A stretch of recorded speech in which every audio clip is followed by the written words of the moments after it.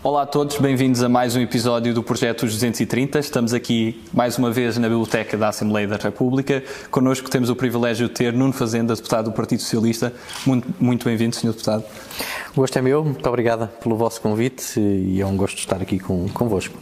O Nuno é natural da Covilhã, cresceu na Covilhã até aos 18 anos. Como é que foi crescer no distrito de Castelo Branco e numa terra tão distante de Lisboa? Olha, é uma grande cidade, a Covilhã, portanto, das pessoas, o território, eu tive o privilégio de crescer numa terra do interior, mas uma terra também com uma grande força de trabalho ao nível daquilo que é a sua história e a sua tradição ligada à indústria, designadamente à indústria do têxtil, mas que depois se reinventou ao longo dos tempos, nomeadamente ao nível também dos serviços e ao nível do papel da Universidade da Beira Interior, que hoje tem um papel essencial também no Concelho da Covilhã e na Beira Interior no seu conjunto, e onde tenho ainda hoje lá muitos amigos e tenho lá a minha família, e portanto foi um crescimento que estou muito orgulhoso e a quem devo muito à minha terra natal. O que significa ser beirão? Significa alguém com raízes à terra, alguém com compromisso de força de trabalho e também diria de solidariedade. E o que é que se recorda mais do seu tempo de infância, do seu período escolar? Olha, recordo-me, eu sempre gostei muito de jogar futebol e, portanto, na verdade, recordo-me, por um lado, de todo o percurso que fiz num clube emblemático da Covilhã, que é a Associação Desportiva da Estação, onde fui campeão distrital, desde os infantis até aos júniores. Recordo-me de ter tido o privilégio de passar por 3 escolas do Concelho, Freitor Pinto, número 3, o ciclo preparatório, e com isso também fazer boas amizades que ainda hoje perduram, e portanto essas são as memórias daquilo que são. E depois também as memórias daquilo que são os momentos em família, que prezo muito com os meus irmãos, com os meus pais e com outros familiares. São memórias que guardo no meu coração como excelentes memórias da minha vida. E depois dos 18 anos acaba por sair da Covilhã e estuda um pouco por todo o país e até lá fora. Como é que foi esse percurso? Sim, é verdade. De facto, saí da Covilhã com 18 anos, fui estudar para a Universidade do Algarve, para Faro, onde estive cerca de 4 anos. Pelo meio estive em Cardiff, na Universidade de Wales, e depois, mais tarde, fui estudar mais tarde estive a trabalhar no Norte, no Oeste, onde fui abrir um hotel. Depois estive a trabalhar também em Felgueiras, na gestão de 2 unidades de turismo rural, onde comecei a dar aulas no ensino superior. No entretanto, tirei um mestrado na Universidade de Aveiro, em Gestão e Políticas Ambientais. E depois, mais tarde, tirei o doutoramento em Planeamento Regional e Urbano aqui em Lisboa, no Técnico. Enfim, tenho dado aulas também na Católica em Braga, e trabalhei 14 anos na CCDR Norte no Porto, que foi uma terra onde tive o privilégio de viver e trabalhar também, e portanto eu diria que tenho andado de facto um pouco por todo o país, e por esse país fazer bons amigos nos vários territórios, e isso tem sido muito gratificante.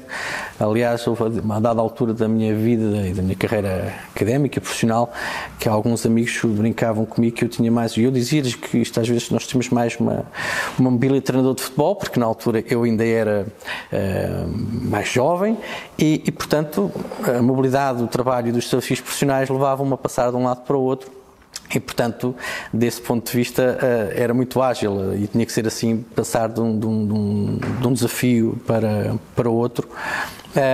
E, portanto, foi um bocadinho esse o percurso, de forma muito resumida, que fiz em vários, desde o Algarve, ao Norte, ao Centro, que fiz ao longo dos últimos anos.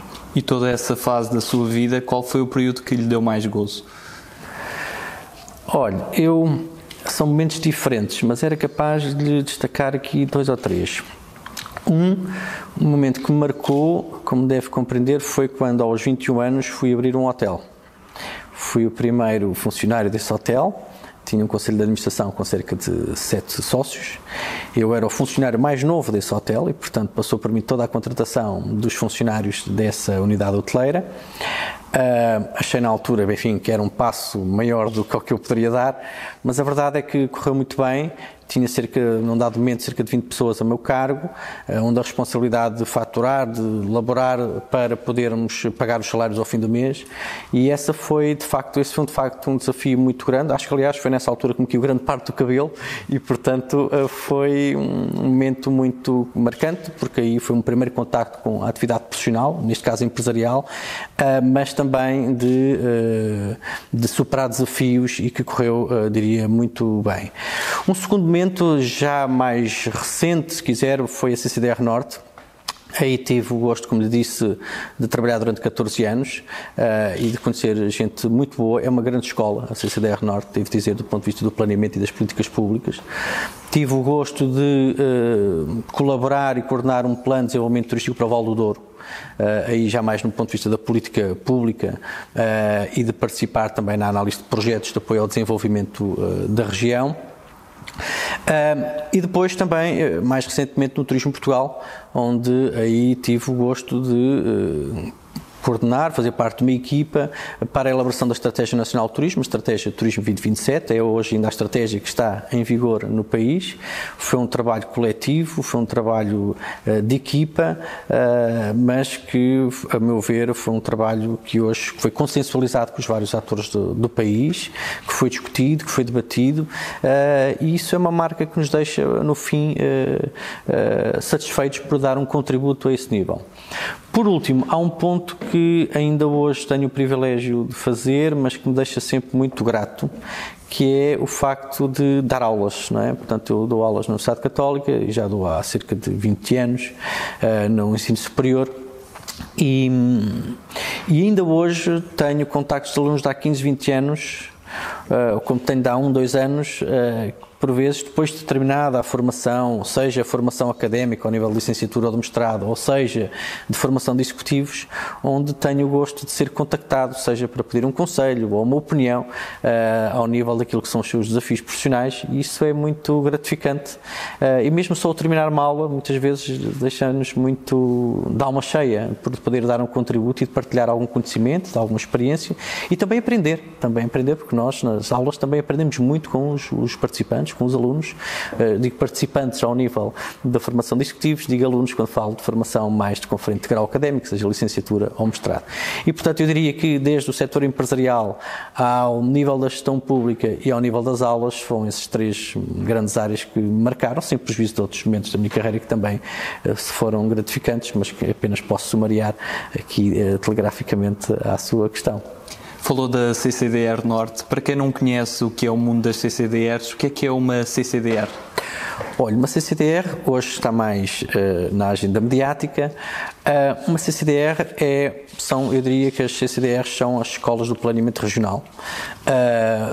No caso da região norte, posso-lhe dar o conta de alguns presidentes que porventura são conhecidos de muitos, como o caso do professor Valente Oliveira, do Dr. Carlos Lage, o Dr. Lindo Cunha, portanto, de personalidades que exerceram funções governativas em diferentes contextos governativos, e a CCDR tem essencialmente 4 áreas de competências. Uma ao nível do planeamento e do desenvolvimento regional, a definição das grandes prioridades para o desenvolvimento daquela região. Tem também ao nível do ambiente e do ordenamento do território, e essas são competências também muito fortes. E depois tem um instrumento muito importante que é a gestão de um programa operacional, diria a gestão dos fundos comunitários para aquela região. Portanto, é a CCDR Norte, neste caso, que tem sido responsável pela gestão do principal instrumento de financiamento de apoio ao desenvolvimento. E aí uma CCDR, ao gerir esse instrumento, intervém decisivamente no apoio a projetos de saneamento básico, de acessibilidades, de ensino, de escolas, ao nível das mais diversas áreas, da promoção turística, da qualificação de recursos humanos, ao nível do apoio ao investimento empresarial e, portanto, tem uma força muito grande ao nível do financiamento do desenvolvimento da região. E Por isso, têm sido, no passado, apesar de tudo, instituições relativamente discretas, pouco conhecidas, mas que têm um papel muito importante no desenvolvimento das regiões e que, como sabe, agora a liderança das CCDRs foi reforçada a sua legitimidade ao nível da presidência dos seus órgãos diretivos, que passaram a ser eleitos pelos autarcas da respectiva região. E por isso eu acho que são instituições que têm um papel muito importante no contexto nacional e especificamente no contexto da região em que se inserem. Portugal é um país pequeno em termos de extensão territorial, mas com grandes disparidades regionais. A seu ver, quais é que são as maiores assimetrias regionais que temos no nosso país? Olha, temos várias disparidades regionais, desde logo, até no contexto daquilo que é um critério da Comissão Europeia, que define o PIB per capita em função da média da União Europeia, em que acima de 90% do PIB per capita em relação à média da União Europeia são consideradas regiões desenvolvidas, e nesse caso temos a região de Lisboa. As regiões em transição é quando têm um PIB per capita entre 75% e 90%, e é o caso do Algarve, e depois as regiões chamadas menos desenvolvidas, e que costuma circunscrever sobretudo ao continente, é o Norte, Centro e Alentejo. Isto quando queremos falar de disparidades regionais, de regiões ainda, digamos, em desenvolvimento, com um PIB per capita abaixo dos 75% da média da União Europeia. Norte, Centro e Alentejo. Mas depois há aqui também uma outra disparidade territorial que é muito importante ter em consideração, que é a diferença entre o litoral e o interior. E, na verdade, nós se olharmos para meia dúzia de indicadores, verificamos que o desafio da correção territorial é um desafio muito importante que nós temos que prosseguir de forma muito firme. Basta ver que cerca de 70% da população portuguesa vive a 50 km do litoral, portanto 70% da população está no litoral do continente. 83% da riqueza produzida está no litoral. Cerca de 89% dos alunos do ensino superior estão no litoral. Depois, cerca de 90% da procura turística está no litoral. Ora, nós temos, e por isso eu costumo dizer, que o desenvolvimento do interior é uma causa nacional, porque uma coesão territorial favorece todos, favorece quem vive no interior, porque nós não podemos ter um território desertificado, precisamos de pessoas, precisamos de um país mais equilibrado, mas favorece também quem vive no litoral, porque senão temos um duplo desperdício. Temos uma sobrecarga e um investimento ao nível do litoral, porventura com alguma perda de qualidade de vida por sobrecarga populacional, e ao mesmo tempo a desertificação do interior. E, portanto, o desígnio do desenvolvimento do interior e da coesão territorial é fundamental para o próprio desenvolvimento mais equilibrado do país. E tem vindo a ser feitos alguns esforços nesse âmbito, e isso é de saudar, mas acho que devem ainda ser reforçados e de forma mais acentuada para que possamos ter um país mais coeso e mais equilibrado, em que ninguém fique para trás, porque o interior, em muitas décadas, ficou por vezes esquecido e ficou para trás. E isso tem vindo a procurar ser invertido, e isso é positivo, porque na verdade é muito importante que nós tenhamos um interior também forte, porque isso trará um país mais coeso e mais equilibrado e melhor para todos os portugueses. E que papel têm os fundos comunitários nessa busca pela coesão? Tem um papel muito importante.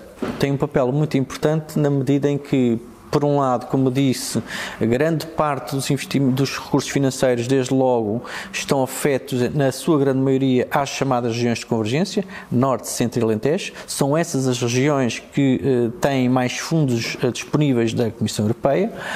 E, por outro lado, tem havido também, para além dessa diferenciação, porque nós temos 5 programas operacionais regionais, esses 3 são os que têm mais volume financeiro, mas tem havido também alguns concursos de apoio, algumas linhas de apoio, onde há uma majoração positiva dos projetos que são localizados no interior.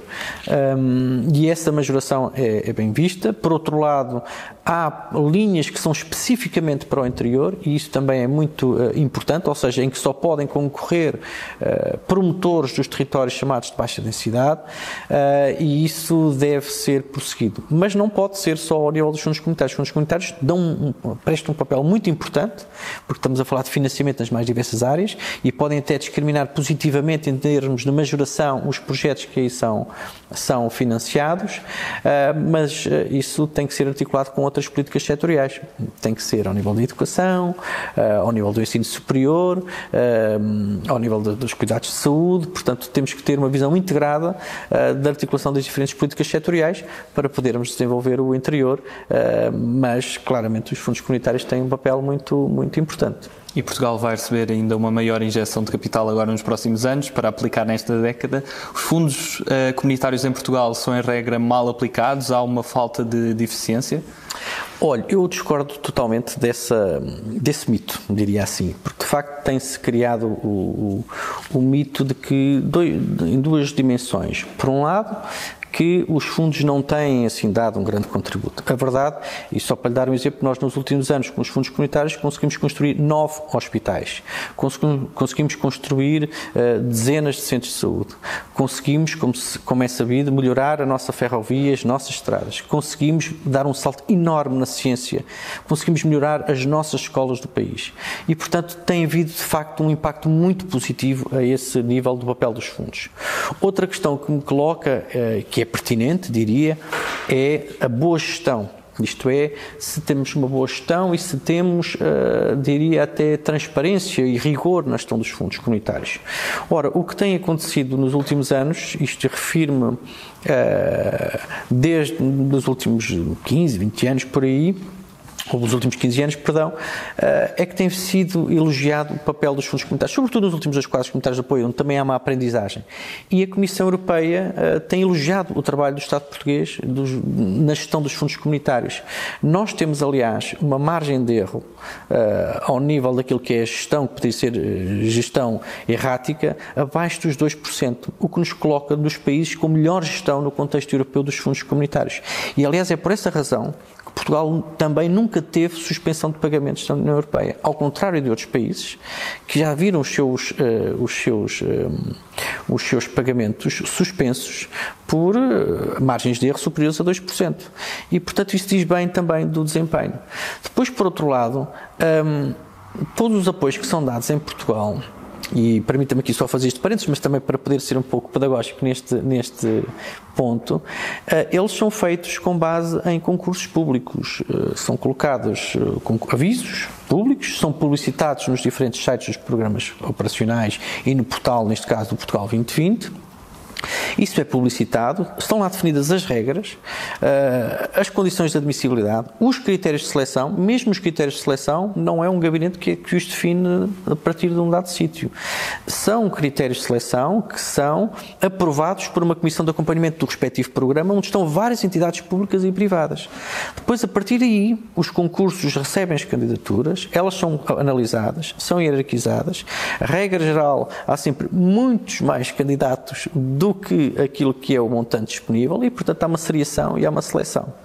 Depois disso, os projetos serem aprovados, regra geral, eles são objeto de um acompanhamento físico e financeiro dos projetos. Significa que as entidades só pagam à medida que os projetos vão sendo executados. E estão sujeitos a auditorias das autoridades de gestão, dos programas, da Inspeção-Geral de Finanças. Depois, por sua vez, o Tribunal de Contas Europeus também audita as nossas contas ao nível da Comissão Europeia. Portanto, eu diria que há, de facto, um rigor. Claro que podemos fazer mais e melhor, e isso deve ser feito. Isto, por um lado, acho que tem havido um bom desempenho, mas com certeza que há espaço para melhorar. E os passos que eu vejo para melhorar é, sim, seguramente reforçar os níveis de seletividade. Nem sempre tudo corre bem a 100%, poderemos ainda melhorar aí. Outro ponto tem que ver com a simplificação. Se vir bem, uma das coisas que muitos dos nossos empresários se queixam, e com alguma razão, é o excesso de burocracia que nós temos, e mesmo as entidades públicas, para a concessão de um projeto, para a candidatura do projeto, e, portanto, até a própria linguagem dos fundos comunitários tem que ser um bocadinho mais simplificada, mais desmaterializada. E, portanto, o trabalho da simplificação de procedimentos é fundamental, até porque, como disse bem, nós vamos ter agora um grande pacote de fundos comunitários. Só para que tenham uma ideia, nós vamos ter cerca de 60 mil milhões de euros nos próximos anos. Significa que vamos ter que passar de uma execução, que atualmente é de 2 a 3 mil milhões de euros ano, para uma execução de 6 mil milhões de euros ano. Portanto, está a ver quase que duplicar ou triplicar a execução anual.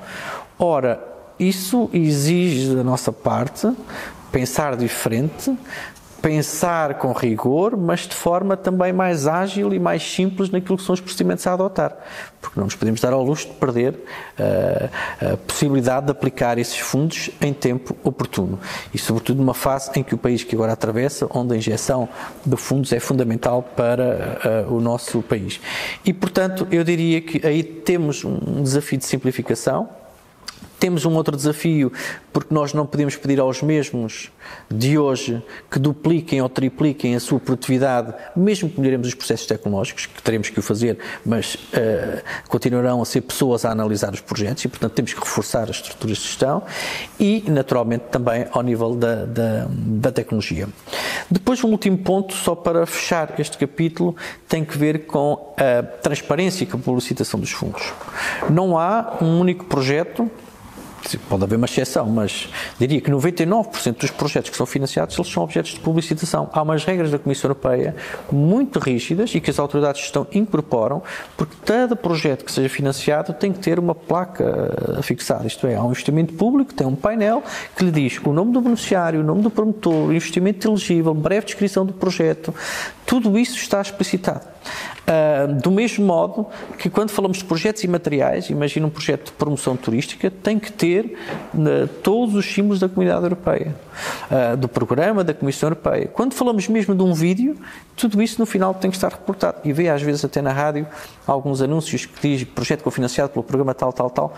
Toda essa publicidade existe e comunicação, e existe e bem, ainda bem que é comunicado, porque de facto tem que ser dado a conhecer como são utilizados os fundos comunitários. Por outro lado, nós hoje, no atual Portugal 2020, se quiser saber um projeto financiado num dado concelho do país, consegue saber os projetos que foram financiados por fundos comunitários nesse concelho, qual é o nome do promotor, o nome do projeto, a breve descrição do projeto, o calendário, o investimento apoiado e o incentivo. Hoje, se formos ao site do Portugal 2020, essa informação consta lá toda. Evidentemente que poderemos dizer, bom, mas agora vamos ter mais fundos e queremos até mais detalhe.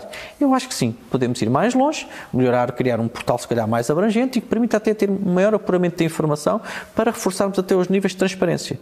Mas isso deve ser feito, mas isso não significa que o que temos hoje tem sido algo que não é transparente ou que é obscuro. Não, isso não existe. Existe comunicação de todos os projetos que são financiados, eles são publicitados, podemos reforçar no futuro. Sim, com certeza, acho que esse é um trabalho que deve ser prosseguido. Peço desculpa de ter aqui abordado um pouco mais este tema, mas achei que era um tema muito relevante, colocou essa questão muito, muito pertinente e que é atual, porque na verdade vamos receber cerca de 60 mil milhões de euros nos próximos 10 anos e, portanto, é um tema que me parece de facto que merecia algum tempo. Falando também de um assunto muito importante, o turismo, até porque tem uma vasta experiência também no turismo de Portugal e no seu planeamento estratégico. O turismo, obviamente, foi algo para Portugal que calhou muito bem, porque permitiu revitalizar a nossa economia, até mesmo em termos de reabilitação de centros urbanos. Neste ano não foi tão favorável, obviamente pela situação pandémica e é dos setores que está a sofrer mais, mas estávamos a caminhar por uma excessiva dependência do turismo ou deverá ser algo a ser estratégico para Portugal? Eu acho que o turismo é indiscutivelmente um setor estratégico para o país e que vai continuar a ser e que não estamos dependentes do turismo. Quer dizer, de facto é um setor muito importante e a partir do momento em que esse setor leva um abalo desta dimensão, evidentemente que isso tem impacto no turismo, no país. Mas eu gostaria, para enquadrar esse tema, dizer-lhe duas ou três notas. A primeira é que o turismo é uma atividade económica importante só em Portugal. O turismo é das principais atividades económicas à escala mundial. Portanto, este é o contexto. A região mais importante em termos mundiais, mais importante em termos turísticos, é a Europa.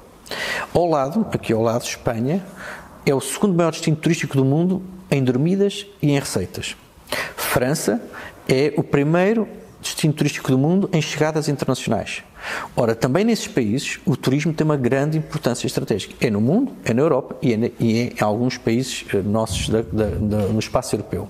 E, portanto, Portugal não tem o exclusivo do turismo ser especialmente importante. Sim, nós também o turismo também tem relevância em Portugal. E, portanto, diria, por isso é que nós, o próprio impacto da pandemia que hoje tem, ela tem um impacto brutal em vários setores da nossa economia, mas um deles é precisamente no turismo mundial, incluindo também no português.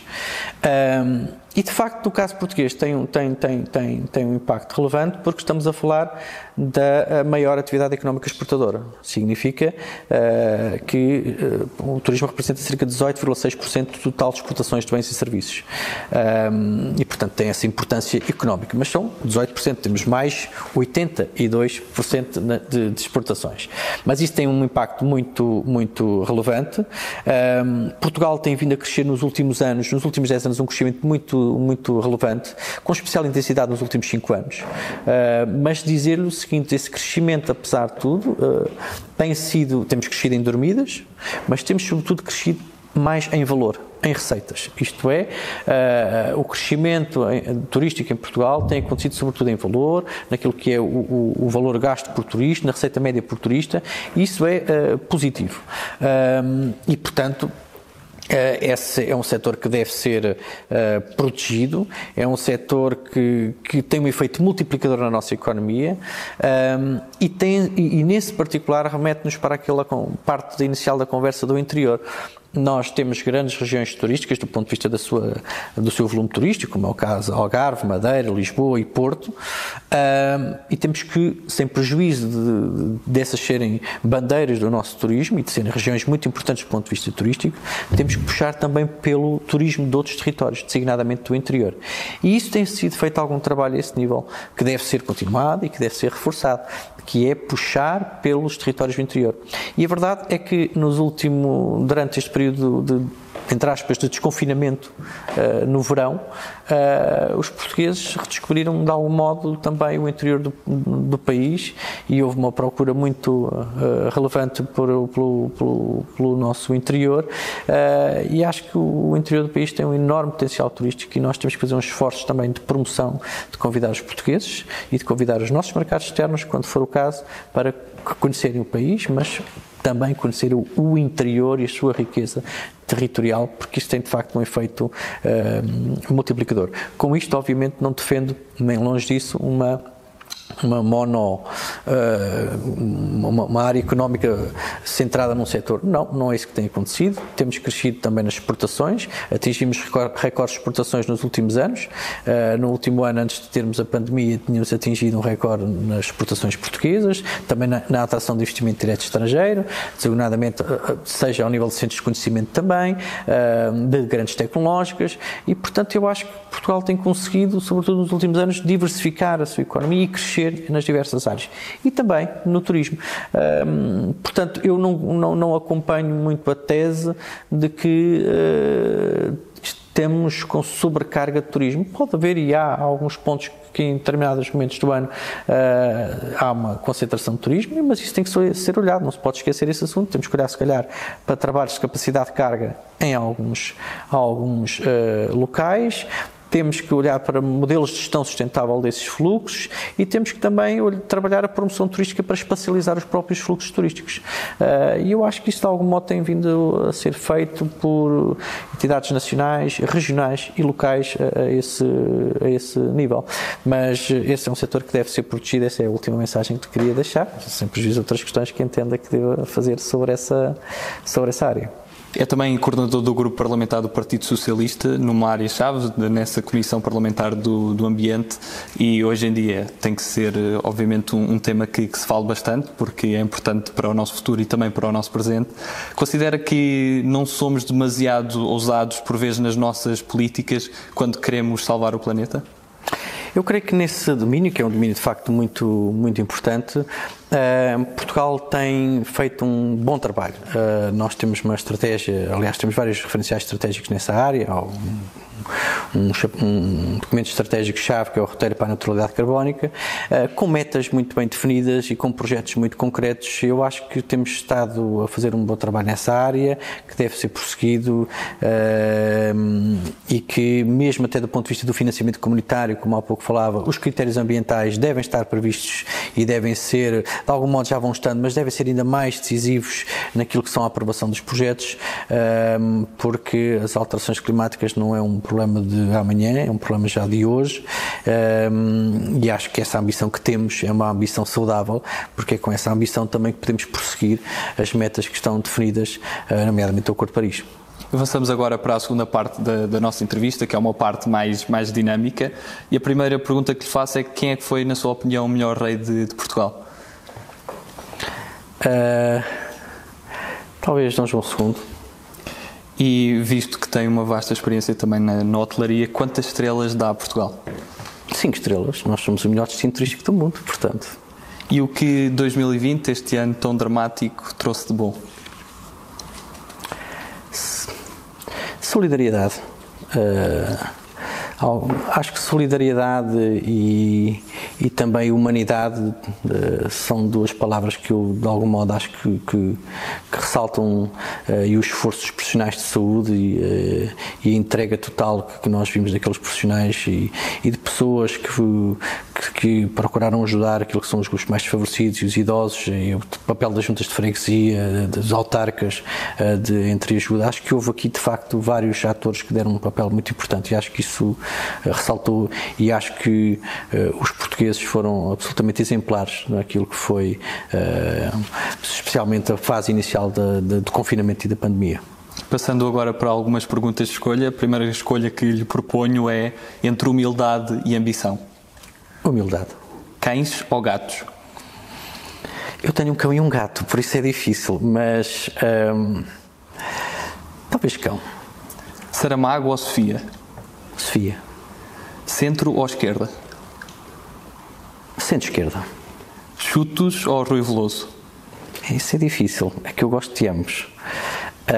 Mas talvez porque tive mais anos no Porto, talvez Rui Veloso. Impostos ou taxas? Impostos, quando tem que ser. Ramalhianos ou Mário Soares? Mário Soares. O que é a verdade? A verdade é o que deve ser, é o que tem de ser, e é aquilo que todos devemos sempre prosseguir e fazer com que aconteça em qualquer circunstância. Sagres ou Superboc? Superboc. Cisa Vieira ou Souto Moura? São perguntas difíceis. Diria Souto Moura. Macron ou Boris Johnson? Macron. Hermano José ou Raul Solnado? Raul Solnado. Campo ou cidade? Bom, está a falar com alguém que neste momento é citadino, mas que também vem do interior, onde há mais campo. Eu acho que, por hora, citadino. Sonho ou realidade? Bem, o sonho comanda a vida, mas procuro sempre ter os pés bem assentes na terra, na realidade. Eixo do mal ou Governo Sombra? Talvez Governo Sombra. Éder ou Salvador Sobral?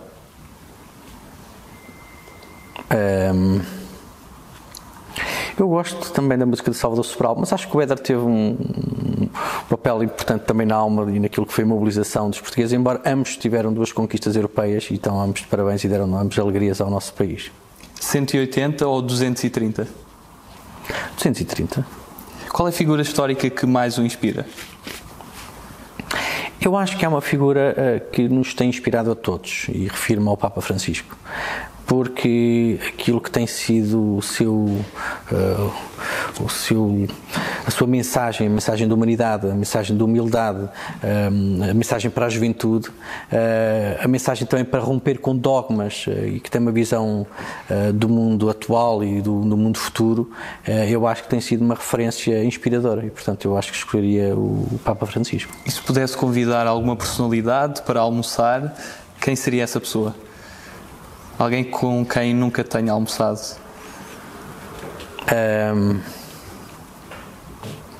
Bom, essa é uma pergunta difícil. Com quem não teria...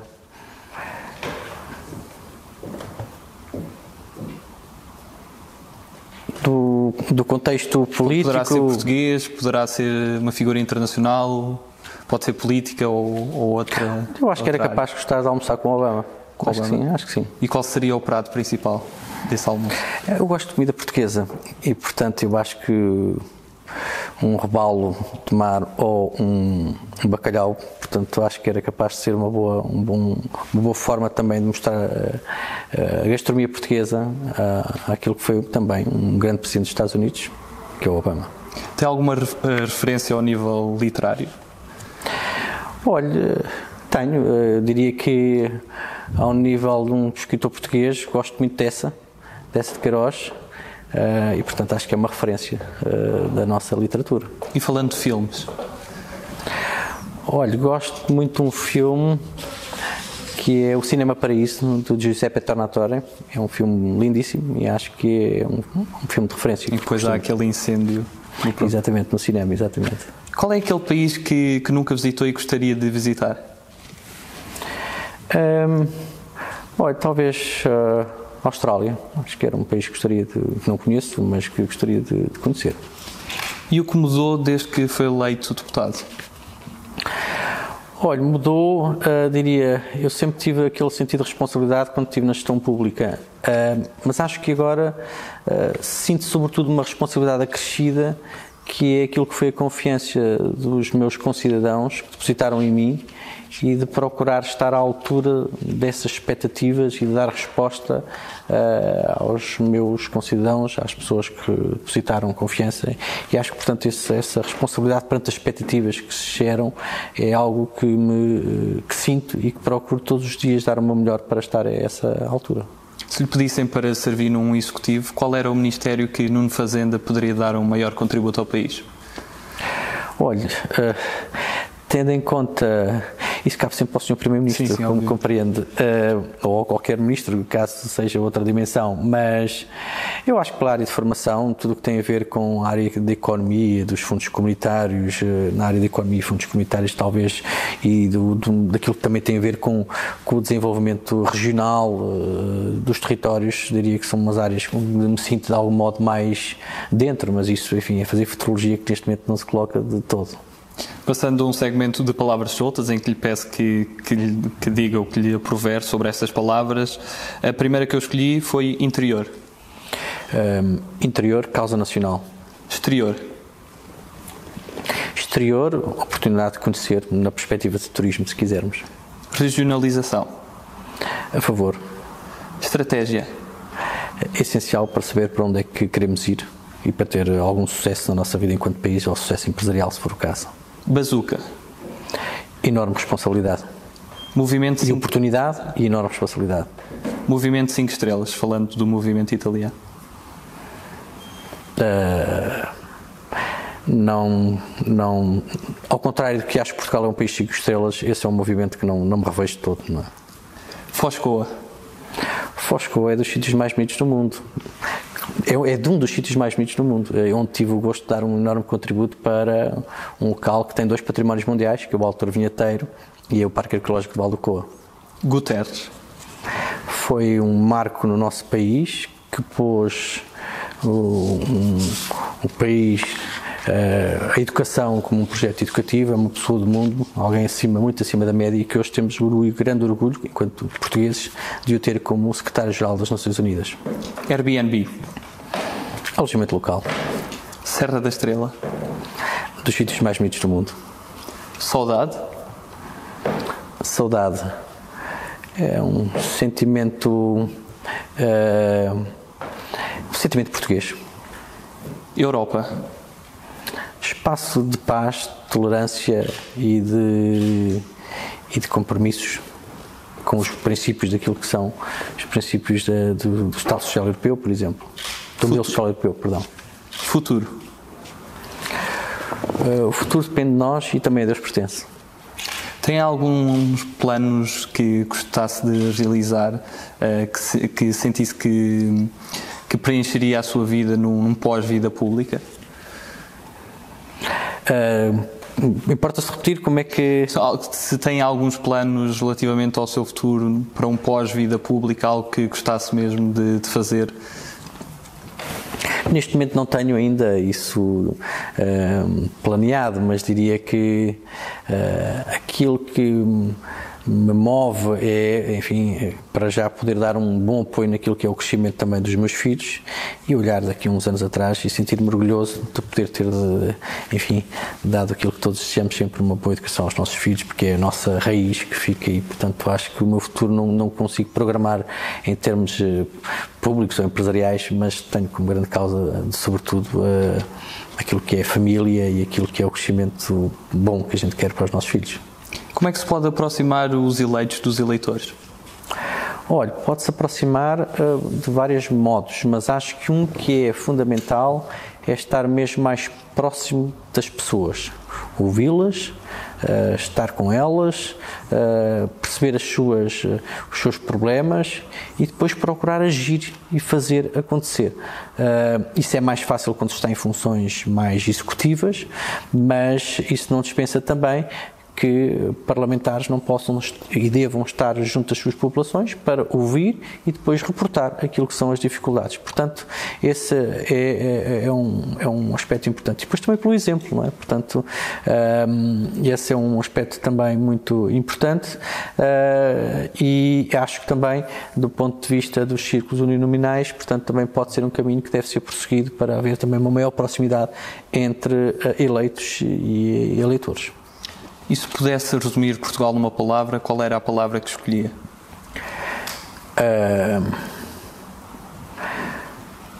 Um país de esperança. Acho que é um país de esperança porque tem de facto muitos um país de esperança e um país onde o seu principal ativo são os portugueses. Acho que esse é o nosso principal ativo e que devemos, com eles, tentar ainda puxar mais para o nosso país. Para terminar, que mensagem é que gostaria de deixar a todos os portugueses? Olha, a mensagem de esperança. Acho que essa é a mensagem que deve ficar, uma esperança de que esta fase difícil vamos ter que ultrapassar, todos juntos, porque este, aliás, é um desafio que nos convoca a todos, naquilo que tem que ver com os cuidados de prevenção, mas também de esperança naquilo que é o que o nosso país tem de pujança em termos económicos, dos nossos ativos naturais, culturais, dos nossos ativos económicos e, portanto, eu acho que a palavra tem que ser de esperança. Estamos, a meu ver, se calhar já para lá do meio do túnel, já vemos a luz ao fundo do túnel, designadamente quando olhamos para as vacinas que foram anunciadas e acho que com aquilo que tem sido, que foi a trajetória dos últimos 4 anos em que crescemos acima da média da União Europeia, que atingimos recordes de exportações, acho que o país, os portugueses e as nossas empresas, ultrapassada este túnel escuro que todo o mundo está a atravessar, o nosso país vai conseguir dar a volta e, portanto, a palavra é só de esperança, que é essa que eu acho que devo deixar. Nuno Fazenda, muito obrigado. Terminamos assim a sua entrevista. O gosto foi meu. Muito obrigado e parabéns pelo vosso trabalho. Acho que fazem um trabalho muito meritório e este é um bom contributo, aliás, também de aproximar os eleitores dos eleitos, porque deste modo, de um trabalho que é muito meritório, conseguem também dar a conhecer um bocadinho aquilo que são os 230 deputados desta Assembleia da República, do seu percurso, do seu pensamento político, das suas convicções e, portanto, eu tenho que vos dar também a todos os meus parabéns e desejar-vos as melhores felicidades e os melhores sucessos no vosso trabalho. Muito obrigado pelas suas palavras e pelo seu contributo. Terminamos assim mais uma entrevista do projeto Os 230. Continuaremos aqui na Assembleia da República para vos dar a conhecer todos os 230 deputados da nossa nação. Muito obrigado a todos.